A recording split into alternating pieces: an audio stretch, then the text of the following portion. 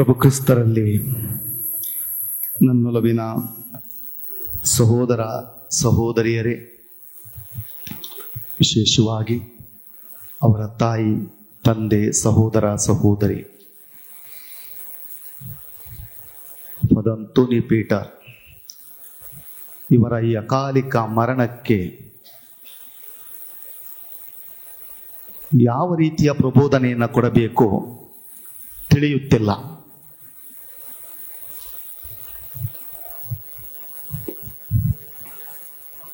ಇಪ್ಪತ್ತ 3 ಮಧ್ಯಾಹ್ನ 3:30 ಗಂಟೆಗೆ ಅವರ ಅಕಾಲಿಕ ಮೃತ್ಯು.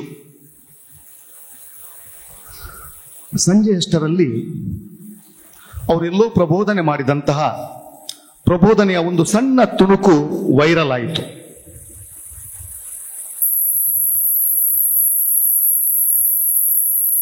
ಯಾವ ತಾಯಿಗೂ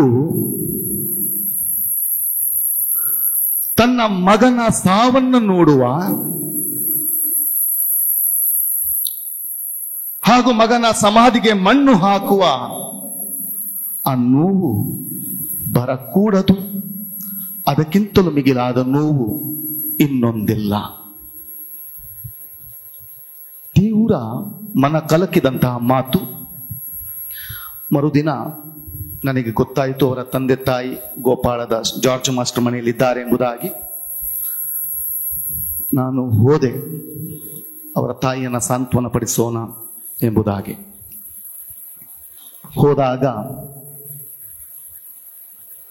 ಮಹಿಳೆಯರು ಮಾತ್ರ ಇದ್ದರು.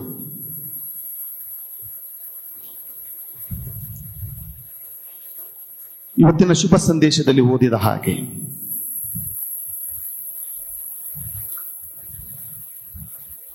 ಆ ತಾಯಿ ಹಾಗೂ ಉಳಿದವರಲ್ಲಿ ರೋಧಿಸುತ್ತಿದ್ದರು. ಬಿಳುವಂಗಿಯನ್ನು ಧರಿಸಿ ಹೋದಂತಹ ನನ್ನನ್ನು ನೋಡಿದೊಡನೆ ಆ ತಾಯಿ ತೀವ್ರ ನೋವಿನಲ್ಲಿದ್ದರೂ ಕೂಡ ಎದ್ದು ಬಂದು ಓಡೋಡಿ ಬಂದು ನನ್ನನ್ನು ಅಪ್ಪಿ ಹಿಡಿದು ಸುಮಾರು 10 ನಿಮಿಷ ಕೇಳಿದೊಂದೇ ಪ್ರಶ್ನೆ, ಫಾದರ್ ನನ್ನ ರಾಜ ಎಲ್ಲಿ? ಫಾದರ್ ನನ್ನ ರಾಜ ಎಲ್ಲಿ? ತೋರಿಸಿರಿ, ತೋರಿಸಿರಿ, ತೋರಿಸಿರಿ. ಆ ಕ್ಷಣದಲ್ಲಿ ಏನ್ ಮಾತನಾಡ್ಬೇಕಂತ ನನಗೆ ಗೊತ್ತಿಲ್ಲ. ಮೌನವಾದೆ. ತಕ್ಷಣ ನನಗೆ ನೆನಪಿಗೆ ಬಂದಿದ್ದು ಹಾಗೂ ಆಗ ತಾನೇ ಮತ್ತೆ ವೈರಲ್ ಆಗಿದ್ದು 22ನೇ ತಾರೀಕು ಫಾದರ್ ಅವರು ತಮ್ಮ ಫೇಸ್ಬುಕ್ ನಲ್ಲಿ ಅಪ್ಲೋಡ್ ಮಾಡಿದಂತಹ ತಾನು ಸೇಲಂ ಧರ್ಮಕ್ಷೇತ್ರಕ್ಕೆ ಹೋಗಿ 22ನೇ ತಾರೀಕು ಮರಿಯ ಮಗ್ದಲೇನಮ್ಮಳ ಕುರಿತು ಮಾಡಿದಂತಹ ಪ್ರಬೋಧನೆಯ ಆ 20 ನಿಮಿಷಗಳ ಪ್ರಬುದ್ಧ ಪ್ರಬೋಧನೆ ಇಂದು ಆರಿಸಿದಂತಹ ಶುಭ ಸಂದೇಶವೂ ಕೂಡ ಅದೇ. ಮಗ್ದಲದ ಮರಿಯ, ಯೋವಾನ್ನಳು, ಯಾಕೋಬನ ತಾಯಿ ಮರಿಯಳು ಹಾಗೂ ಇತರ ಸ್ತ್ರೀಯರು, ಈ ತಾಯಿಯೊಂದಿಗಿದ್ದಂತಹ ಸ್ತ್ರೀಯರಂತೆ ಕಣ್ಣೀರು ಹಾಕುತ್ತಾ ಓಡೋಡಿ ಯೇಸುವಿನ ಸಮಾಧಿಗೆ ಹೋಗುತ್ತಾರೆ. 4 ಶುಭ ಸಂದೇಶಕಾರರು ಈ ಮಾತನ್ನು ಉಲ್ಲೇಖಿಸುತ್ತಾರೆ. ಮತ್ತಾಯನ ಶುಭ ಸಂದೇಶ 28ನೇ ಅಧ್ಯಾಯ, ಮಾರ್ಕನ ಶುಭ ಸಂದೇಶ 16ನೇ ಅಧ್ಯಾಯ, ಲೂಕನ ಶುಭ ಸಂದೇಶ ಇಂದಿನ ಶುಭ ಸಂದೇಶ 24ನೇ ಅಧ್ಯಾಯ, ಯೋವಾನನ ಶುಭ ಸಂದೇಶದ 20ನೇ ಅಧ್ಯಾಯ. ಮಗ್ದಲದ ಮರಿಯಳು ಹಾಗೂ ಇತರ ಮಹಿಳೆಯರು ಅಲ್ಲಿ ಹೋದಾಗ ಹೇಗೆ ನಾನು ಆ ಮನೆಗೆ ಬಿಳಿ ವಸ್ತ್ರ ಧರಿಸಿ ಹೋದಾಗ ಅವರು ನನ್ನನ್ನು ಹಿಡಿದುಕೊಂಡು ಕೇಳಿದರು. ಅದೇ ಸಮಾಧಿಯ ಬಳಿ ಬಿಳಿ ವಸ್ತ್ರಧಾರಿಯಾಗಿದ್ದಂತಹ 2 ದೇವದೂತರು ಕುಳಿತುಕೊಂಡಿದ್ದರು. ದೇವದೂತರೆಂದು ಇವರಿಗೆ ತಿಳಿದಿಲ್ಲ. ಇವರು ಕೇಳಿದ್ದು, ನಮ್ಮ ಪ್ರಭುವನ್ನ ಎಲ್ಲಿಟ್ಟಿದ್ದೀರಿ?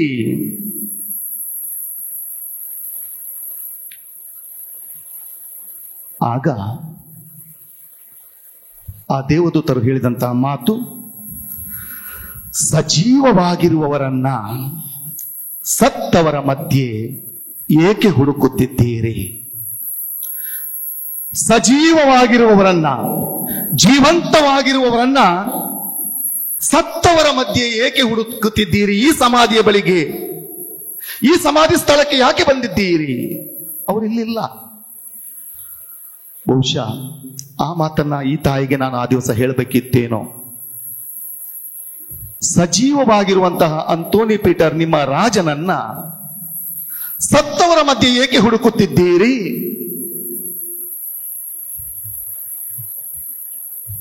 ಪ್ರಿಯರೇ,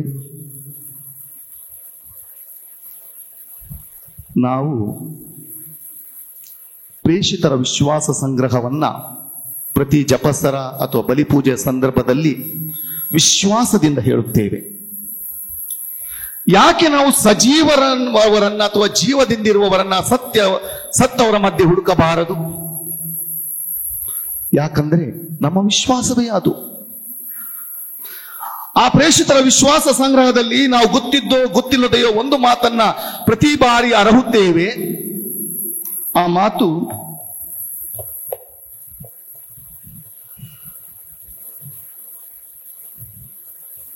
ಸಕಲ ಸಂತರನ್ನ ನಾವು ವಿಶ್ವಾಸಿಸುತ್ತೇವೆ. ವಿಭೂತಿ ಬುಧವಾರದಂದು ನಾವು ಹೇಳುವಂತ ಮಾತು, ತಲೆಗೆ ವಿಭೂತಿಯನ್ನು ಹಚ್ಚಿ, ಮನುಜ ನೀನು ಮಣ್ಣು, ನೀನು ಮಣ್ಣಿಗೆ ಹಿಂತಿರುಗುವೆ. ಮನುಜ ನೀನು ಮಣ್ಣು, ನೀನು ಮಣ್ಣಿಗೆ ಮರಳುವೆ. ನಿಜ, ಆದರೆ ಪೂರ್ಣ ಸತ್ಯವಲ್ಲ. ನಾವೆಲ್ಲರೂ ಕೂಡ ಮಣ್ಣಿಗೆ ಹಿಂತಿರುಗುತ್ತಿದ್ದೇವೆ. ಇವತ್ತು ನಮ್ಮ ಫಾದರ್ ರಾಜ ಅವರು, ಅಂತೋನಿ ಪೀಟರ್ ಅವರು ನಮಗಿಂತ ಮುಂಚೆ ಮಣ್ಣಿಗೆ ಹಿಂದಿರುಗಲು ಹೋಗಿದ್ದಾರೆ. ಆದರೆ ಅದು ಪೂರ್ಣ ಸತ್ಯವಲ್ಲ. ಅದೇ ಮಣ್ಣು, ಅದೇ ಬೂದಿಯಿಂದ ಹೊಸ ಜೀವ ಎಬ್ಬಿಸಲ್ಪಡುತ್ತೆ. ಮನುಷ್ಯ ಸತ್ತಾಗ ಹಾಗೂ ಆ ಸತ್ತ ದೇಹವನ್ನ ಸಮಾಧಿ ಮಾಡಿ ಅದು ಕೊಳೆತು ಆ ಒಂದು ಸಮಾಧಿಯೊಳಗೆ ಮಣ್ಣಾದಾಗ ಮಾತ್ರ ಆ ಪ್ರಕ್ರಿಯೆ, ಇದೇನಿವತ್ತು ನಡೀತಾ ಇದೆಯೋ ಆ ಪ್ರೋಸೆಸ್, ಆ ಪ್ರಕ್ರಿಯೆ ನಡೆದಾಗ ಮಾತ್ರ ಅವರು ಸಜೀವವಾಗಿರುವುದು ನಮಗೆ ಗೋಚರಿಸುತ್ತದೆ. ಯಾಕೆ ಹೇಳಿ? ಕಳೆದ 2 ದಿನಗಳಿಂದ ಸಾಮಾಜಿಕ ಜಾಲತಾಣಗಳಲ್ಲಿ ನೀವು ಸಕ್ರಿಯವಾಗಿದ್ದರೆ ನಿಮಗೆ ತಿಳಿಯುತ್ತೆ, ಫಾದರ್ ಅಂತೋನಿ ಪೀಟರ್ ಸಜೀವವಾಗಿದ್ದಾರೆ. ಅವರು ಮಾಡಿದಂತಹ ಒಳ್ಳೆಯ ಕೆಲಸಗಳು, ಅವರ ಗುಣಗಳು, ಅವರ ಮಾನವೀಯ ಮೌಲ್ಯಗಳ ಬಗ್ಗೆ ಪುಂಖಾನುಪುಂಖವಾಗಿ ಕಮೆಂಟ್ಸ್ ಗಳನ್ನ ನೀವು ಓದುತ್ತೀರಿ. ಮೊನ್ನೆ ಒಬ್ರು ನಮ್ಗೆ ಕಮೆಂಟ್ ಹಾಕ್ತಾರೆ, ಫಾದರ್ ಅಂತೋನಿ ಪೀಟರ್ ಬಗ್ಗೆ ನಾನು ಅವರನ್ನ ಇದುವರೆಗೆ ಭೇಟಿ ಮಾಡಲಿಲ್ಲ, ಅವರನ್ನ ನಾನು ವೈಯಕ್ತಿಕವಾಗಿ ಮಾತನಾಡಿಯೂ ಇಲ್ಲ. ಆದರೆ ನಿನ್ನೆಯಿಂದ ಫೇಸ್ಬುಕ್ ನಲ್ಲಿ, ವಾಟ್ಸಪ್ ನಲ್ಲಿ, ಇನ್ಸ್ಟಾಗ್ರಾಮ್ ನಲ್ಲಿ ಅವರ ಬಗ್ಗೆ ಬರುವಂತಹ ಆ ಒಂದು ಕಮೆಂಟ್ಸ್ಗಳು, ಹಾಡುಗಳು, ರೀಲ್ಸ್ ಗಳನ್ನ ನೋಡಿದಾಗ ನನ್ಗನ್ಸುತ್ತೆ ಅವರು ಸತ್ತಿಲ್ಲ, ಅವರೆಲ್ಲರ ಹೃದಯಗಳಲ್ಲಿ ಸಜೀವವಾಗಿದ್ದಾರೆ, ಜೀವಂತವಾಗಿದ್ದಾರೆ. ಯಾವಾಗ ಈ ಜೀವಂತವಾಗಿರುವಂತಹದ್ದು? ಸತ್ತು ಮಣ್ಣಾದಾಗ ಮಾತ್ರ. ಮೂರನೇದಾಗಿ ಅಪಾರವಾದಂತ ನೋವು, ಅಗಲಿಕೆ, ಶೂನ್ಯತಾ ಭಾವ. ಈಗ ನಾವೆಲ್ಲರೂ ಏನನ್ನು ಅನುಭವಿಸುತ್ತೇವೋ ಅದಕ್ಕಿಂತಲೂ ವಿಶೇಷವಾಗಿ ಅವರ ತಂದೆ ತಾಯಿ, ಸಹೋದರ ಸಹೋದರಿ ಅನುಭವಿಸುತ್ತಾರೋ ಆ ಶೂನ್ಯ ಅಗಲಿಕೆಯ ಭಾವದಲ್ಲಿ ಮಾತ್ರ ಕಳೆದ 51 ವರ್ಷಗಳ ಅವರು ಕಳೆದಂತಹ ಸವಿಕ್ಷಣಗಳು, ಅವರ ಒಡನಾಟದ ಆ ಮಾತುಗಳು, ಅವರ ಆ ಭಾವಗಳು, ಅವರು ಮಾಡಿದಂತ ಸುಕಾರ್ಯಗಳು, ಅವರ ನೋವು ನಲಿವುಗಳನ್ನ ಕಳೆದ 4 ದಿನಗಳಿಂದ ಅವರು ಜೀವಂತವಾಗಿರಿಸಿದ್ದಾರೆ. ಅವರು ಸತ್ತಿಲ್ಲ, ಜೀವಂತವಾಗಿದ್ದಾರೆ. ಪ್ರಿಯರೇ, ಸಜೀವವಾಗಿರುವವರನ್ನ ನಾವು ಯಾಕೆ ಸತ್ತವರ ಮಧ್ಯೆ ಹುಡುಕಬಾರದು? ನಾನು ಆಗ್ಲೇ ಹೇಳಿದ್ದೆ, ಪ್ರೇಷಿತರ ವಿಶ್ವಾಸ ಸಂಗ್ರಹದಲ್ಲಿ ನಾವು ವಿಶ್ವಾಸದಿಂದ ಹೇಳುವಂತ ಮಾತು, ಸಕಲ ಸಂತರ ಅನ್ಯೋನ್ಯತೆಯಲ್ಲಿ ವಿಶ್ವಾಸಿಸುತ್ತೇವೆ. ಏನಿದು ಸಕಲ ಸಂತರ ಅನ್ಯೋನ್ಯತೆ? ಸಂತ ಅಂತೋನಿ, ಮಗ್ದಲದ ಮರಿಯ, ಸಂತ ಪೇತ್ರ, ಸಂತ ಲಾರೆನ್ಸ್ ಘೋಷಿತ ಸಂತರುಗಳ ಸಂಖ್ಯೆ ಮಾತ್ರನಾ? ಇಲ್ಲ. ನವೆಂಬರ್ 1ರ ಸಕಲ ಸಂತರ ಆರಾಧನಾ ವಿಧಿ ನಮಗೆ ಸ್ಪಷ್ಟಪಡಿಸುತ್ತೆ, ಯಾರೆಲ್ಲ ದೀಕ್ಷಾ ಸ್ನಾನ ಪಡೆದು ವಿಶ್ವಾಸದ ಜೀವನವನ್ನ ಜೀವಿಸಿ ಮೃತ ಹೊಂದಿದ್ದಾರೋ ಅವರೆಲ್ಲರೂ ಕೂಡ ಸಕಲ ಸಂತರು. ಅಂದರೆ ನಮ್ಮ ಕುಟುಂಬದಲ್ಲಿ ನಮಗಿಂತ ಮುಂಚೆ ಹೋಗಿರುವ ನಮ್ಮ ತಂದೆ, ನಮ್ಮ ತಾಯಿ, ನಮ್ಮ ಸಹೋದರ, ನಮ್ಮ ಭಾವ, ನಮ್ಮ ಅಕ್ಕ, ನಮ್ಮ ಸಹೋದರಿ ಇವರೆಲ್ಲರೂ ಕೂಡ ಸಕಲ ಸಂತರ ಸೌಭಾಗ್ಯದಲ್ಲಿ ಒಂದಾಗಿದ್ದಾರೆ. ಸಕಲ ಸಂತರ ಅನ್ಯೋನ್ಯತೆಯಲ್ಲಿ ನಾವು ವಿಶ್ವಾಸಿಸುತ್ತೇಂದರೆ ನಾವು ಹಾಗೂ ಅವರು ನಾವೆಲ್ಲರೂ ಕೂಡ ಒಂದಾಗಿದ್ದೇವೆ. ಅವರೂ ಜೀವಂತವಾಗಿದ್ದಾರೆ, ನಾವು ಜೀವಂತವಾಗಿದ್ದಾರೆ. ಒಂದು ವೇಳೆ ಅದು ಇಲ್ಲದಿದ್ದರೆ ನಾವು ಹೇಗೆ ನಮಗಿಂತ ಮುಂಚೆ ಹೋದವರ ಜೊತೆ ಮಾತನಾಡುವುದು, ಅವರ ಜೊತೆ ಪ್ರಾರ್ಥನೆ ಮಾಡುವುದು, ಅವರ ಜೊತೆ ಹೇಗೆ ನಾವು ಪ್ರೀತಿಯನ್ನು ಹಂಚಿಕೊಳ್ಳುವುದು ಅಲ್ವಾ? ಅಂದ್ರೆ ಫಾದರ್ ಅಂತೋನಿ ಪೀಟರ್ ಸಕಲ ಸಂತರ ನ್ಯೂನ್ಯತೆಯಲ್ಲಿ ಒಂದಾಗಿದ್ದಾರೆ. ಇನ್ನು ಮುಂದೆ ನಾವು ಅವರ ಜೊತೆ ಈ ರೀತಿಯಾಗಿ ಮಾತನಾಡಬೇಕು. ಹೇಗೆ? ನಾನು ನಿಮ್ಗೆ ಆಗ್ಲೇ ಹೇಳಿದೆ, ಅವರು ಮಾಡಿರುವಂತಹ ಸುಕೃತ್ಯಗಳು, ಅವರು ಜೀವಿಸಿದಂತಹ ಜೀವನದ ರೀತಿ, ಸಾಧಿಸಿದಂತಹ ಸಾಧನೆ, ಅವರ ಆಳವಾದ ವಿಶ್ವಾಸ, ಇವೆಲ್ಲವನ್ನ ನಾವು ಇತರರಲ್ಲಿ ಕಂಡಾಗ, ಆ ಗುಣಗಳನ್ನ ನಮ್ಮ ಸಮುದಾಯದ ಜನರಲ್ಲಿ ಕಂಡಾಗ, ಹಾಗೂ ಅದೇ ಗುಣಗಳನ್ನ ನಮ್ಮಲ್ಲಿ ಅಳವಡಿಸಿಕೊಂಡಾಗ ಫಾದರ್ ಅಂತೋನಿ ಪೀಟರ್ ನಮ್ಮ ರಾಜಣ್ಣ ನಮ್ಮ ಹೃದಯದಲ್ಲಿ ಸಜೀವವಾಗಿರುತ್ತಾರೆ. ಮೃತ ಹೊಂದಿದವರ ಸಮಾಧಿಗಳಿಗೆ ನಾವು ಭೇಟಿ ಮಾಡ್ತೀವಿ, ತಪ್ಪಲ್ಲ, ಭೇಟಿ ಮಾಡಲೇಬೇಕು. ಯಾಕಂದ್ರೆ ಆ ಭೇಟಿ ನಮ್ಮ ಹಾಗೂ ಅವರ ನಡುವೆ ಸಂಬಂಧವನ್ನು ಏರ್ಪಡಿಸುತ್ತೆ. ಮಗ್ದಲದ ಮರಿಯಳು ಹಾಗೂ ಉಳಿದವರು ಹೋದ ಹಾಗೆ. ಆದರೆ ಆ ಸಮಾಧಿಗೆ ಭೇಟಿ ಮಾಡಿದಾಗ ಆ ಸಮಾಧಿಯಲ್ಲಿ ಅವರಲ್ಲಿರೋದಿಲ್ಲ. ಆ ಸಮಾಧಿಯ ಮೇಲೆ ಕುಳಿತುಕೊಳ್ಳುವಂತವರು ದೇವದೂತರು. ಶಿವಮೊಗ್ಗದಲ್ಲಿ ಈ ಗೋಲ್ಡ್ ಬೆಲ್ ಸ್ಕೂಲ್ನ ಮಾಲಕರಾಗಿರುವಂತವ್ರು ನನ್ನ ಹತ್ರ ಒಂದ್ಸಲ ಹೇಳ್ತಾರೆ, CSI ಸಭೆಗೆ ಸೇರಿದವರು ಅವರು. ಪ್ರತಿದಿನ CSIನ ಆ ಒಂದು ಸಮಾಧಿಗೆ ಅವರು ಹೋಗಿ 1 ಗಂಟೆ ತನ್ನ ತಂದೆಯ ಸಮಾಧಿ ಬಳಿಗೆ ಕುಳಿತುಕೊಂಡು ಬರುತ್ತಾರೆ ಎಂಬುದಾಗಿ ನನಗೆ ಆಶ್ಚರ್ಯ ಆಯ್ತು. ಪ್ರತಿದಿನ. ಎಷ್ಟು ವರ್ಷ ಆಯ್ತು ನಿಮ್ಮ ಅಪ್ಪ ತೀರ್ಕೊಂಡು? 20-25 ವರ್ಷ ಆಯ್ತು. ಪ್ರತಿದಿನ ನಾನು ಕೇಳಿದೆ, ಏನ್ ಮಾಡ್ತೀರಿ ಇಲ್ಲಿ ಹೋಗಿ? ನಿಮ್ಗೆ ಆ ನೋವನ್ನ ತಡ್ಕೊಳಕ್ ಆಗ್ತಾ ಇಲ್ವಾ? ಅವ್ರು ಮೃತ ಹೊಂದಿದ್ದಾರೆ ಅಂತ ಹೇಳ್ಕೊಂಡು ಆ ನೋವನ್ನ ತಡ್ಕೊಳಕ್ ಆಗ್ತಾ ಇಲ್ವಾ? ಅವ್ರು ಹೇಳಿದ ಮಾತು, ಇಲ್ಲ ಇಲ್ಲ ಇಲ್ಲ, ನಾನಲ್ಲಿ ಹೋದಾಗ ಖಂಡಿತವಾಗಿ ಆ ಸಮಾಧಿಯ ಒಳಗೆ ಅವರು ಇಲ್ಲ ಅಂತ ನನಗೆ ಗೊತ್ತಿದೆ. ಆದ್ರೆ ಆ ಸಮಾಧಿ ಬಳಿ ಕುಳಿತುಕೊಂಡಾಗ ಅವರು ಜೀವಂತವಾಗಿದ್ದಾರೆ. ಅವರು ನನ್ನ ಜೊತೆಗಿರುವಾಗ ಯಾವ ರೀತಿಯ ಬಾಂಧವ್ಯ ಇತ್ತು, ಯಾವ ರೀತಿಯ ಪ್ರೀತಿ ಇತ್ತು, ಅವರು ನನ್ನನ್ನು ಹೇಗೆ ಕೈ ಹಿಡಿದು ಮುನ್ನಡೆಸುತ್ತಿದ್ದರು, ನನಗೆ ಹೇಗೆ ಗೈಡ್ ಮಾಡ್ತಾ ಇದ್ರು, ಎಲ್ಲವೂ ಕೂಡ ನನ್ನ ಮನಸ್ಸಿಗೆ ಬರುತ್ತದೆ. ಮಾತ್ರವಲ್ಲ, ಇವತ್ತಿನ ದಿನವೂ ಕೂಡ ಅನುದಿನವೂ ಕೂಡ ಅವರು ಮುನ್ನಡೆಸುತ್ತಾರೆ. ಆ ಒಂದು ನೋವು ನನಗೆ ಬರುವುದಿಲ್ಲ. ಅವರು ಸಜೀವವಾಗಿ ಜೀವಂತವಾಗಿ ನನ್ನನ್ನು ಮುನ್ನಡೆಸುತ್ತಾರೆ. ನನಗೆ ಅನುದಿನವೂ ಬೇಕಾದಂತಹ ಶಕ್ತಿಯನ್ನ ಅವರು ಕೊಡುತ್ತಾರೆ. ಸಜೀವವಾಗಿರುವವರನ್ನ ಸತ್ತವರ ಮಧ್ಯೆ ನಾವು ಯಾಕೆ ಹುಡುಕಬೇಕು? ಇದನ್ನು ಇನ್ನೂ ಕೂಡ ನಮ್ಮ ಬದುಕಿಗೆ ನಾವು ಅಳವಡಿಸಿ ಹೇಳುವುದಾದರೆ, ಉದಾಹರಣೆಗೆ ನನ್ನದೇ ಬದುಕನ್ನು ನಾನು ಹೇಳುವುದಾದರೆ, 1997ರಲ್ಲಿ ನಾನು ಸೆಮಿನರ್ಲಿ ಹೋಗ್ಬೇಕಾದ್ರೆ ನಮ್ಮ ಅಪ್ಪ ತೀರ್ಕೊಂಡ್ರು ಅಚಾನಕ್ಕಾಗಿ. 2014ರಲ್ಲಿ ನಮ್ಮ ಅಮ್ಮ ತೀರ್ಕೊಂಡ್ರು. 2021 ಕೋವಿಡ್ ಸಂದರ್ಭದಲ್ಲಿ ನನ್ನ 2ನೇ ಅಮ್ಮ ಅಂತ ನಾನು ಅನ್ಸ್ಕೊಂಡಂತ ನನ್ನ ದೊಡ್ಡ ಅಕ್ಕ ತೀರ್ಕೊಂಡ್ರು. ಇವತ್ತಿಗೂ ಕೂಡ ನಾನು ಊರಿಗೆ ಹೋದಾಗ ನಮ್ಮ ಅಪ್ಪ ಅಮ್ಮನ ಸಮಾಧಿ ಹಾಗೂ ನನ್ನ ಅಕ್ಕನ ಸಮಾಧಿಗೆ ಭೇಟಿ ನೀಡುತ್ತೇನೆ, ಪ್ರಾರ್ಥಿಸುತ್ತೇನೆ. ಕಾರಣ ಅವರು ಅಲ್ಲಿ ಮಲಗಿದ್ದಾರೆ ಎಂಬುದಾಗಿ ಅರ್ಥ ಅಲ್ಲ. ನಾನು ಅಲ್ಲಿ ಹೋದಾಗ ನನಗಾಗುವಂತಹ ಅನುಭವ ಹಾಗೂ ಅನುಭೂತಿಯೇ ಬೇರೆ. ವಿಶೇಷವಾಗಿ ನನ್ನ ಅಪ್ಪ ಅಮ್ಮ ಹಾಗೂ ನನ್ನ ಅಕ್ಕ ಇನ್ನೂ ಕೂಡ ನನ್ನೊಂದಿಗೆ ಸಜೀವವಾಗಿದ್ದಾರೆ, ಜೀವಂತವಾಗಿರುತ್ತಾರೆ ಎಂಬಂತ ವಿಶ್ವಾಸ. ಅದರಲ್ಲಿ ಕೂಡ ನಮ್ಮ ಅಪ್ಪನ ವಿಶೇಷ ಗುಣ ವಿಶ್ವಾಸ.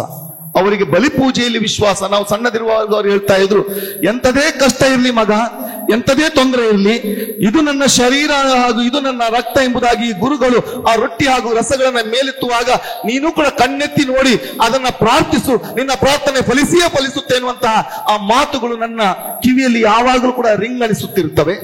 ಅನುದಿನವೂ ಕೂಡ ಬಲಿಪೂಜೆಯನ್ನು ಅರ್ಪಿಸುವಾಗ ಆ ರೊಟ್ಟಿ ಹಾಗೂ ರಸವನ್ನು ನಾನು ಏರಿಸುವಾಗ ನನ್ನ ತಂದೆ ಸಜೀವವಾಗಿರುವುದನ್ನ, ಜೀವಂತವಾಗಿರುವುದನ್ನ ನಾನು ಕಾಣುತ್ತೇನೆ.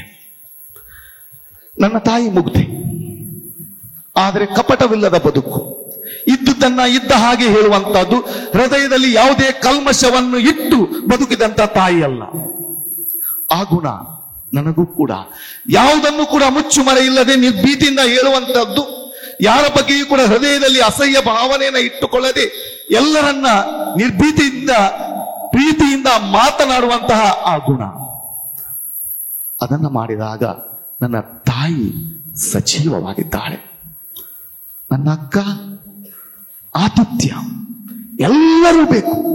ಆಕೆ ಇದ್ದ ಕಡೆ ನಗು ನಗು ನಗು, ಆಕೆ ಇದ್ದ ಕಡೆ ಊಟ ಊಟ ಊಟ, ಆಕೆ ಇದ್ದ ಕಡೆ ಕುಟುಂಬ ಕುಟುಂಬ ಕುಟುಂಬ. ಆಕೆಯ ಮನೆಯಲ್ಲಿ ಪ್ರತಿದಿನ 10-15 ಮಂದಿ ಒಟ್ಟು ಸೇರ್ತಿದ್ವಿ ನಾವು. ನನ್ನ ಬಳಿಗೆ ಬರುವವರಿಗೆ ಆತಿಥ್ಯ ಕೊಡುವಂತಹದ್ದು, ಪ್ರೀತಿಸುವಂತಹದ್ದು, ಅವರ ಜೊತೆ ಮಾನವೀಯವಾಗಿ ಇರುವಂತಹದ್ದನ್ನ ನನಗೆ ಮಾಡಲು ಕಲಿಸಿದ್ದೇ ಅವರು. ಅದನ್ನ ಜೀವಿಸಿದಾಗ ನನ್ನ ಅಕ್ಕ ಸಜೀವವಾಗಿದ್ದಾರೆ ಎನ್ನುವಂತಹ ಭಾವ.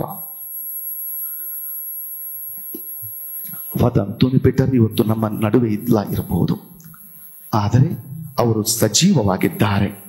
ಯಾಕೆ ಹೇಳಿ? ಅವರ ಕೆಲವು ಗುಣಗಳು ನಾನು ಕಂಡಂತೆ. ನಾವು ಸೆಮಿನರಿಯಲ್ಲಿ ಆರಂಭದಿಂದಲೂ ಕೂಡ ಸಹಪಾಠಿಗಳು. ನನಗಿಂತ 2 ವರ್ಷ ಅವರು ಸೆಮಿನರಿಯಲ್ಲಿ ವಯಸ್ಸಿನಲ್ಲಿ ಒಂದೇ ಆಗಿದ್ರು ಕೂಡ ಕಿರಿಯರಾಗಿದ್ರು. ತನಗೆ ಏನಾದ್ರೂ ಬೇಕು ಎಂಬುದಾಗ ಅವರು ಮಾಡುವಂತದ್ದು ಪ್ರಾರ್ಥನೆ ಹಾಗೂ ಉಪವಾಸ ಹಾಗೂ ದೇಹ ದಂಡನೆ. ಆ ಸಮಯದಿಂದಲೇ ಅವರು ನಾನು ಗುರು ಆಗಬೇಕು, ಗುರುವಾಗಿ ಒಳ್ಳೆ ಗುರು ಆಗಬೇಕು ಎಂಬುದಾಗಿ ನಿರ್ಧಾರ ಮಾಡಿ ನಾನ್ ವೆಜ್ ಅನ್ನ ಸಂಪೂರ್ಣವಾಗಿ ಬಿಟ್ಟು, ನಾನ್ ವೆಜ್ ಅಂದ್ರೆ ತುಂಬಾ ಇಷ್ಟ ಅವರಿಗೆ. 12 ವರ್ಷದ ಬದುಕಿನಲ್ಲೂ ನಾನು ನೋಡಿದೆ, ಒಂದು ತುಂಡು ಕೂಡ ನಾನ್ ವೆಜ್ ಅನ್ನ ತಿನ್ನದೆ ಬರೀ ವೆಜ್ ಅನ್ನ ತಿಂದು ತಮ್ಮ ಗುರು ಜೀವನಕ್ಕೆ ಸಿದ್ಧತೆಯನ್ನ ಮಾಡಿದಂತಹ ಪ್ರಾರ್ಥನಾ ಜೀವಿ. 3-4 ತಿಂಗಳ ಹಿಂದೆ ಶಿಕಾರಿಪುರದಲ್ಲಿ ಅವರು ತಲೆ ತಿರುಗಿ ಬಿದ್ದಾಗ ನಮಗೆ ನಂತರ ಗೊತ್ತಾಯಿತು ಅವರು ಉಪವಾಸ ಮಾಡ್ತಾ ಇದ್ರು ಎಂಬುದಾಗಿ. ತನಗೇನಾದರೂ ಉಪಕಾರಗಳು ಬೇಕು, ತಾನು ಅಂದುಕೊಂಡಿದ್ದು ಸಾಧಿಸಬೇಕಂದ್ರೆ ಅವರಲ್ಲಿದ್ದಂತಹ ಅಸ್ತ್ರ ಉಪವಾಸ, ಉಪವಾಸ, ಪ್ರಾರ್ಥನೆ. ಉಪವಾಸ ಹಾಗೂ ಪ್ರಾರ್ಥನೆ ಹಾಗೂ ಈ ಒಂದು ದೇಹ ದಂಡನೆಯ ಮೂಲಕ ನಾವು ಸ್ವರ್ಗ ಲೋಕವನ್ನ ನಾವು ದಾಳಿ ಇಟ್ಟಾಗ ನಮಗೆ ಬೇಕಾದಂತಹ ವರದಾನಗಳು ಲಭಿಸುತ್ತವೆ. ಅದನ್ನ ಮಾಡಿದಾಗ ಫಾದರ್ ಆಂಟೋನಿ ಪೀಟರ್ ನಮ್ಮ ಮಧ್ಯೆ ಸಜೀವವಾಗಿರುತ್ತಾರೆ. ಧರ್ಮಸಭೆಯೊಂದಿಗೆ ಅವರಿಗಿದ್ದಂತಹ ಬದ್ಧತೆ, ಎಷ್ಟೇ ಸಮಸ್ಯೆಗಳಿರಲಿ, ಧರ್ಮ ಕೇಂದ್ರಗಳಲ್ಲಿ ಗೊಂದಲಗಳಿರಲಿ, ಜಗಳಗಳಿರಲಿ, ಕಚ್ಚಾಟಗಳಿರಲಿ, ಧರ್ಮಸಭೆಯೊಂದಿಗೆ, ಧರ್ಮಾಧಿಕಾರಿಯೊಂದಿಗೆ ವಿಧೇಯತೆ, ಬದ್ಧತೆ. ಎದುರು ಮಾತನಾಡಿದಂತಹ ವ್ಯಕ್ತಿ ಅಲ್ಲ. ಮಾತ್ರವಲ್ಲ, ಇತ್ತೀಚೆಗೆ ಕೆಲವು ಘಟನೆಗಳು ಆದಾಗಲೂ ಕೂಡ ಅವರು ಮಾತನಾಡಿದ್ದುಂಟು. ಇದೆಲ್ಲ ಯಾಕೆ ಬೇಕು, ನಮ್ಮ ಧರ್ಮಸಭೆಗೆ ತೊಂದರೆ ಆಗ್ತಾ ಇದಲ್ಲ ಅನ್ನುವಂಥ ಕಾಳಜಿಯನ್ನ, ನೋವನ್ನ ಅವರು ಹಂಚಿಕೊಳ್ತಾ ಇದ್ರು. ನಮ್ಮ ನಡುವೆ ಎಂಥದೇ ಭಿನ್ನಾಭಿಪ್ರಾಯಗಳಿರಲಿ, ಗೊಂದಲಗಳಿರಲಿ, ನಾವೆಲ್ಲರೂ ಕೂಡ ಮನುಷ್ಯರು, ನ್ಯೂನತೆಗಳು ನಮ್ಮಲ್ಲಿವೆ. ನಾವು ಯಾರು ಕೂಡ ಪರ್ಫೆಕ್ಟ್ ಅಲ್ಲ. ಪರ್ಫೆಕ್ಟ್ ಇರುವಂತದ್ದು ಈ ದೇವಾಲಯದ ಕಲ್ಲುಗಳು ಮಾತ್ರ. ಯಾಕಂದ್ರೆ ಕಲ್ಲುಗಳನ್ನ ಕೆತ್ತಿ ಕೆತ್ತಿ ನಾವು ಪರ್ಫೆಕ್ಟ್ ಮಾಡ್ಬೋದು. ಮಾನವ ಸ್ವಭಾವವನ್ನು ನಾವು ಪರ್ಫೆಕ್ಟ್ ಮಾಡ್ಲಿಕ್ಕೆ ಆಗೋದಿಲ್ಲ. ಖಂಡಿತವಾಗಿ ಕೂಡ ನಮ್ಮೆಲ್ಲರಲ್ಲಿ ಕೂಡ ಅಪವ್ಯಯಗಳು, ನಮ್ಮಲ್ಲೆಲ್ಲರಲ್ಲಿ ಕೂಡ ಶೋಧನೆಗಳು ಇವೆ. ಆದ್ರೆ ಧರ್ಮ ಸಭೆಯ ವಿರುದ್ಧ ನಾವು ಹೋಗದಿರೋಣ, ಧರ್ಮಾಧಿಕಾರಿಗಳ ವಿರುದ್ಧ ಹೋಗದಿರೋಣ. ಹಾಗೆ ಮಾಡಿದಾಗ ಫಾದರ್ ಆಂಟೋನಿ ಪೀಟರ್ ನಮ್ಮ ನಡುವೆ ಜೀವಂತವಾಗಿರುತ್ತಾರೆ, ಸಜೀವವಾಗಿರುತ್ತಾರೆ. ಯಾಕಂದ್ರೆ ಅವರು ಜೀವಿಸಿದ ರೀತಿ ಅದು. ಅವರ ಮಾನವೀಯ ಮೌಲ್ಯಗಳು ಇಡಿಸಿ ನಾಗರಾಜ್ ಇಲ್ಲಿ ಕೂತ್ಕೊಂಡಿದ್ದಾರೆ. ನಾಗರಾಜ್ ಅಲ್ಲ ಸರ್, ನಾಗೇಂದ್ರ ಅವರು ಯಾವಾಗಲೂ ಹೇಳ್ತಾ ಇದ್ರು, ಅವರೊಬ್ಬ ಅನ್ಯ ಧರ್ಮೀಯ ಹಿಂದೂ ಬಾಂಧವ, ಬಹಳ ಆಪ್ತರಾಗಿದ್ರು. ಪೂಜೆಗಿಂತ ಮುಂಚೆನೂ ಕೂಡ ಧರ್ಮಾಧ್ಯಕ್ಷರ ಹತ್ರ ಬಂದು ಯಾವ ರೀತಿ ನಾನೊಬ್ಬ ಹಿಂದೂ ಆಗಿದ್ರು ಕೂಡ ಎಷ್ಟೊಂದು ಪ್ರೀತಿಯಿಂದ ನನ್ನನ್ನು ಕಾಣ್ತಾ ಇದ್ರು ಎಂಬುದಾಗಿ ಕಣ್ಣೀರು ಹಾಕ್ತಾ ಇದ್ರು. ನಾನು ನೋಡಿದ್ದೇನೆ ಎಷ್ಟು ಹಿಂದೂ ಸಹೋದರ ಸಹೋದರಿಯರ ಜೊತೆಗೆ, ಮುಸ್ಲಿಂ ಬಾಂಧವರ ಜೊತೆಗೆ, ಕೇವಲ ಕ್ರೈಸ್ತ ಬಾಂಧವರೊಂದಿಗೆ ಮಾತ್ರವಲ್ಲ, ಎಲ್ಲರನ್ನ ಪ್ರೀತಿ ವಿಶ್ವಾಸದಲ್ಲಿ ನಡೆಸಿಕೊಂಡು ಹೋಗುತ್ತಿದ್ದಂತಹ ಫಾದರ್ ಆಂಟೋನಿ ರಾಜ್. ನಮ್ಮ ನಡುವೆ ಭಾಷೆ, ಕುಲ, ಜಾತಿ, ಧರ್ಮ ಭೇದಗಳಿರಬಹುದು. ನಾವೆಲ್ಲರೂ ಕೂಡ ದೇವರ ಮಕ್ಕಳು ಎನ್ನುವಂತಹ ಭಾವ, ಆ ಭಾವವನ್ನು ನಾವು ರೂಪಿಸಿಕೊಂಡು ಬದುಕಿದಾಗ ನಮ್ಮ ಫಾದರ್ ಆಂಟೋನಿ ಪೀಟರ್ ನಮ್ಮ ನಡುವೆ ಸಜೀವರಾಗಿದ್ದಾರೆ. ಅವರ ಆತಿಥ್ಯ, ಹಾಸ್ಪಿಟಾಲಿಟಿ. ನಿನ್ನೆ ದುಬೈಯಿಂದ ಒಬ್ಬ ಖ್ಯಾತ ಉದ್ಯಮಿ ನನಗೆ ಮೆಸೇಜ್ ಮಾಡ್ತಾರೆ ಮಧ್ಯಾಹ್ನ. ಅವರು ಯಾರನ್ನು ಕೂಡ ವಿಶೇಷವಾಗಿ ಗುರುಗಳನ್ನ ಅಪ್ರಿಶಿಯೇಟ್ ಮಾಡಿದ್ದು ನಾನು ಕೇಳಿಲ್ಲ, ಹೆಸರು ಬೇಡ. ಅವ್ರು ನನಗೆ ಮೆಸೇಜ್ ಮಾಡ್ತಾರೆ, ಫಾದರ್ 2 ವರ್ಷದ ಹಿಂದೆ ನನ್ನ ಇನ್ನೊಬ್ಬ ಫ್ರೆಂಡ್ ಜೊತೆ ನಾನು ದುಬೈಯಿಂದ ಬಂದಿದ್ದೆ ಊರಿಗೆ, ನಾನು ಹರಿಹರಕ್ಕೆ ಹೋಗಿದ್ದೆ. ನನಗೆ ಅವ್ರು ಯಾರಂತ ಗೊತ್ತಿಲ್ಲ, ಅವರಿಗೂ ನಾನು ಯಾರಂತ ಗೊತ್ತಿಲ್ಲ. ಆದ್ರೆ ಆ ದಿವಸ ನನಗೆ ಫೋರ್ಸ್ ಮಾಡಿ ಮಧ್ಯಾಹ್ನ ಅವರ ಟೇಬಲ್ ನಲ್ಲೇ ಕೂರಿಸಿ ಭೋಜನ ಕೊಡಿಸಿ ನನಗೆ ನೋಡಿದಂತ ಆತಿಥ್ಯ ನೋಡಿದಾಗ ನನಗೆ ಇವತ್ತಿಗೂ ಕೂಡ ಕಣ್ಣಂಚಿನಲ್ಲಿ ನೀರು ಬರುತ್ತೆ. ಹರಿಹರಕ್ಕೆ ಹೋದವರ ಅನುಭವ ಅದು. ಯಾರನ್ನು ಕೂಡ ಬರಿಗೈಯಲ್ಲಿ ಅವರು ಕಳುಹಿಸಿದವರಲ್ಲ, ಆತಿಥ್ಯಕ್ಕೆ ಅವರು ಪ್ರಖ್ಯಾತರು. ನಮ್ಮ ಬಳಿಗೆ ಬರುವವರನ್ನ ನಮ್ಮಲ್ಲಿ ಕೊಡ್ಲಿಕ್ಕೆ ತುಂಬಾ ದುಡ್ಡು ಇಲ್ಲದೆ ಇರಬಹುದು, ಆದ್ರೆ ನಮ್ಮಲ್ಲಿ ಸಮಯ ಇದೆ, ಒಳ್ಳೆಯ ಮಾತಿದೆ, ಒಂದು ನಗು ಇದೆ, ಅದನ್ನ ನಾವು ನೀಡೋಣ. ಆ ಆತಿಥ್ಯವನ್ನು ನೀಡಿದಾಗ ಫಾದರ್ ಆಂಟೋನಿ ಪೀಟರ್ ನಮ್ಮ ನಡುವೆ ಸಜೀವರಾಗಿದ್ದಾರೆ. ಬಡವರ ಮೇಲಿನ ಪ್ರೀತಿ. 2004ರಲ್ಲಿ ಅವರಿಗೆ ಗುರು ದೀಕ್ಷೆ, ಹಿರಿಯೂರಿನಲ್ಲಿ ಅವರಿದ್ರು. ಆಗಲೇ ಅತೀವವಾದಂತಹ ಕಾಳಜಿ. ಹರಿಶ್ಚಂದ್ರ ಘಾಟ್ ಎನ್ನುವಂತಹ ಒಂದು ಕಾಲೋನಿಯಲ್ಲಿ ತಮ್ಮ ಸ್ವಂತ ಖರ್ಚಿನಲ್ಲಿ ಹಾಗೂ ಧರ್ಮಕ್ಷೇತ್ರದ ಸಹಾಯದಿಂದ ಆ ಸಮಯದಲ್ಲಿ ಗುರುವಾದಂತಹ ಆರಂಭದ ವರ್ಷದಲ್ಲಿಯೇ ಸುಸಜ್ಜಿತವಾದಂತಹ ಟ್ಯಾರೆಸ್ ಮನೆಗಳನ್ನು ಕಟ್ಟಿ ಬಡವರಿಗೆ ನೀಡಿದಂತಹ ಮಾತು. ತದನಂತರ ನಾನು SMSS ನ ನಿರ್ದೇಶಕನಾಗಿದ್ದಾಗ ಸ್ವಲ್ಪ ಅದಕ್ಕೆ ಫೈನಲ್ ಟಚ್ ಕೊಡುವಾಗ ಅವರು ನನ್ನ ಹತ್ರ ಬಂದು ಹೇಳಿದ್ರು, ಏನಾದ್ರೂ ಇದ್ರೆ ಸಹಾಯ ಮಾಡಿ ಎಂಬುದಾಗಿ. ಪಾಪ ನಾನು ಹೋಗಿ ಆ ಮನೆಗಳನ್ನು ನೋಡಿದೆ. ಇಷ್ಟೊಷ್ಟು ಒಳ್ಳೆ ಮನೆಗಳನ್ನ ನೀವು ಕಟ್ಟಿದ್ದೀರಲ್ಲ. ಹೌದು, ಬಡವರು ಕೂಡ ಘನತೆಯ ಬದುಕನ್ನ ಬದುಕಬೇಕು ಎಂಬಂತಹ ಆ ಒಂದು ಕಾರಣದಿಂದ ಇಂತಹ ಮನೆಗಳನ್ನ ನಾವು ಕಟ್ಟಿದ್ದೀವಿ ಎನ್ನುವಂತಹ ಆ ಮಾತು. ಅಪಾರವಾದಂತ ಪ್ರೀತಿ. ಹರಿಹರಕ್ಕೆ ಶಿಕಾರಿಪುರಕ್ಕೆ ನಾವು ಹೋದಾಗ, ನಿನ್ನೆ ಬಿಷಪ್ ಅವರು ಹೇಳ್ತಾ ಇದ್ರು ತಮ್ಮ ಬರವಣಿಗೆಯಲ್ಲಿ, ಶಿಕಾರಿಪುರ ಬೋರ್ಡಿಂಗ್ ಹೋದಾಗ 32 ಮಕ್ಕಳಿಗಿದ್ರು, ಅದೊಂದು ಅನಾಥಾಶ್ರಮ ತರ ಇರೋ, ಈಗ 72 ಮಕ್ಕಳಾಗಿದ್ದಾರೆ ಎಂಬುದಾಗಿ ಆ ಬಡವರನ್ನ ಸೆಳೆಯುವಂತದ್ದು.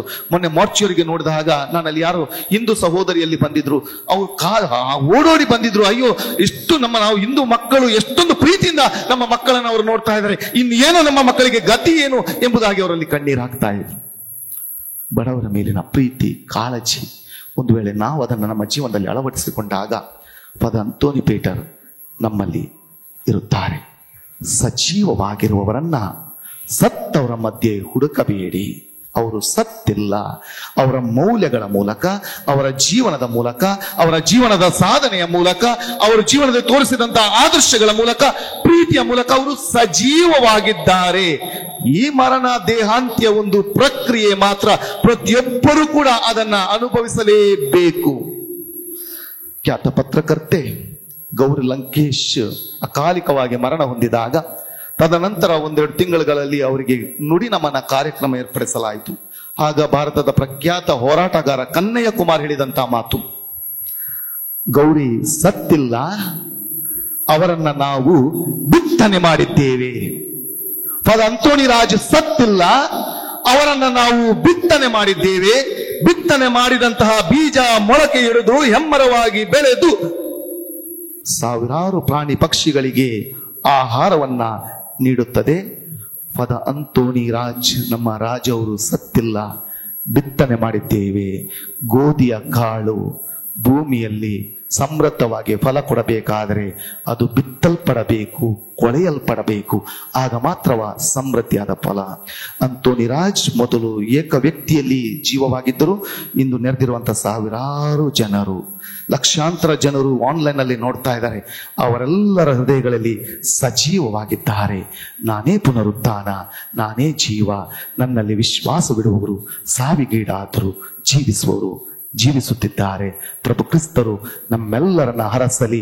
ನಾವು ದುಃಖಿಸದಿರೋಣ, ಸಂಭ್ರಮಿಸೋಣ. ಅವರು ಕಳೆದಂತ ಈ ಜೀವಂತ ಕ್ಷಣಗಳಿಗಾಗಿ, ಅವರ ಜೊತೆ ನಾವು ಕಳೆದಂತ, ನಮಗೊಬ್ಬ ಸಹೋದರ, ಒಬ್ಬ ಗುರು, ಒಬ್ಬ ಅಣ್ಣ, ಒಬ್ಬ ಅಕ್ಕ, ಒಬ್ಬ ಮಗನಾಗಿ ಅವರನ್ನ ನೀಡಿದಕ್ಕಾಗಿ, ಅವರ ಜೊತೆ ಬದುಕಲು ಬೇಕಾದಂತ ಅವಕಾಶವನ್ನು ನೀಡಿದ್ದಕ್ಕಾಗಿ ದೇವರಿಗೆ ಕೃತಜ್ಞತೆಯನ್ನು ಸಲ್ಲಿಸಿ, ನಾವು ಸಜೀವವರನ್ನ ಸತ್ತ ಮಧ್ಯೆ ಹುಡುಕದಿರದೆ ಸಜೀವವರನ್ನ, ಜೀವದಲ್ಲಿರುವವರನ್ನ ನಮ್ಮ ಹೃದಯದಲ್ಲಿರಿಸೋಣ. ಆಮೆನ್.